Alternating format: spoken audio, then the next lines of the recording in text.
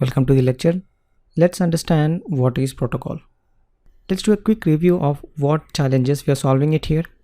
So we have seen up the communication gap between Jim and the Bob, wherein Jim is a buyer, Bob is a seller.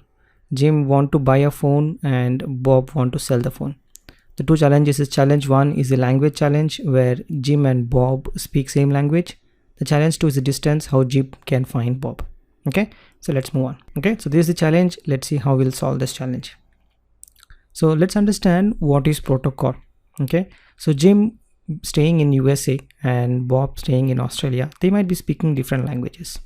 Okay, so the first thing they have to have is the agreement of the language. If they want to communicate, they have to say, okay, let's speak a similar language. Okay, so that we can have an agreement of a language first, so that we can speak, right? And that is nothing but a set of rules. Well, language is nothing but a set of rules, right? Language defines of what alphabets to use, how you pronounce them, and what words do you use, right? So these are basically the rules of a language. So in terms of protocol, protocol is nothing but set of rules.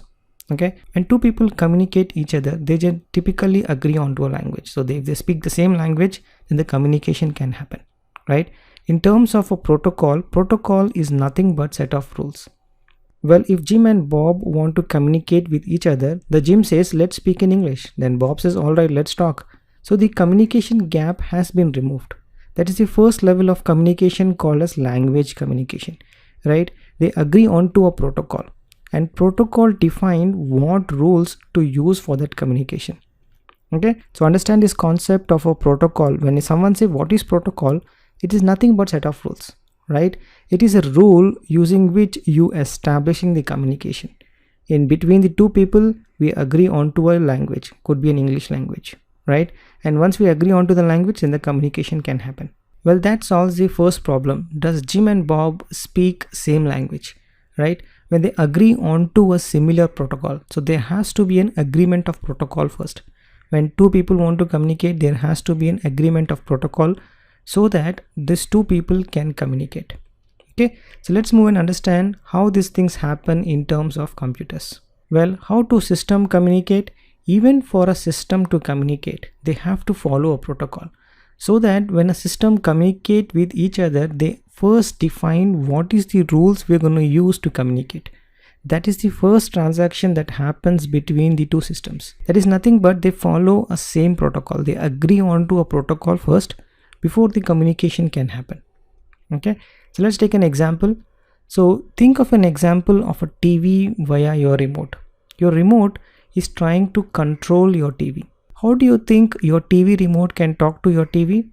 That's basically an agreement of protocol called as infrared protocol. This is the protocol that is programmed in the TV remote and also in the TV, so that they communicate via this protocol. Take another example of your phone via your Wi-Fi devices. You use nothing but a Wi-Fi protocol. So there is an agreement of protocol wherein your phone basically can talk to a Wi-Fi device. And also, if it's a headphone, can you guess what is the protocol that we use to connect your headphone to your phone? Well, that's right, that is your Bluetooth protocol. So you see, for every devices to connect, irrespective of mobile devices or any of the hardware devices, there has to be an agreement first. So remember this, there is an agreement always happening between your devices before the actual communication can happen, before the actual data transfer happens. So they agree onto the same protocol. Okay, same set of rules, agreement of a same language. So now when Jim uses his PC to communicate with the Bob PC, okay, they use a protocol called as TCP/IP. We're going to deep dive into TCP/IP protocol in the next lecture. But on a very high level, we say that when two PC communicate, they have to agree onto a protocol. Okay, and if two PC want to transfer data, they agree onto a protocol called as TCP/IP.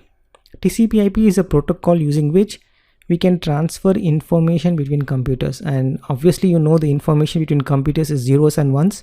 So all the zeros and ones that has to be transferred over between two computers is happening via this TCP/IP protocol. We're going to deep dive into what is this protocol all about in the next lecture. But on a very high level, understand this now. When Jim computer want to talk to Bob computer, they use something called as TCP/IP protocol. Now how this communication typically happens, right? The first thing that happens is Jim send a request. That's where the data transfer of TCP/IP happens. Someone has to initiate the request. So Jim PC basically send a request to Bob PC saying that, hey, I want to buy an iPhone.